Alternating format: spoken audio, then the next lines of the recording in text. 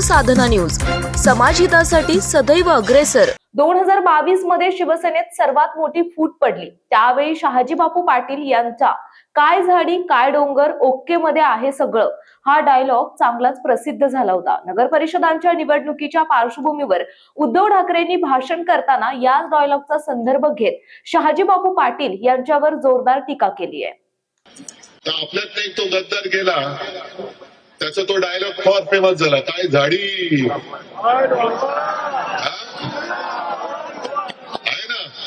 आता त्याला जाऊन विचारा, तो बोलेल काय धाडी, कारण त्याच्यावरती ईडीची धाड पडली। आता बोल काय धाडी काय पोलीस जात मध्ये आता।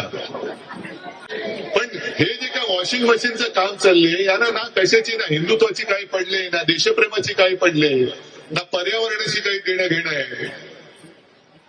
मुंबईमध्ये तर वाट लावण्याचा त्यांचा प्रयत्न आहेच, तो आपण थोपवून ठेवलायच।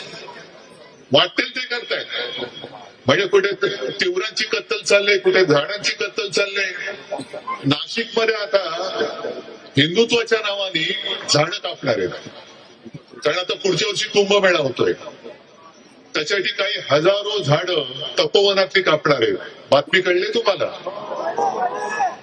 आपण विरोध करायचा की नाही, कारण साधू संत येणार, आम्ही हिंदुत्ववादी आहोत। आपल्या परिसरातील महत्त्वाच्या बातम्या पाहण्यासाठी आमच्या समाज साधना न्यूज चॅनलला YouTube वर सबस्क्राईब करा आणि बेल आयकॉन प्रेस करा।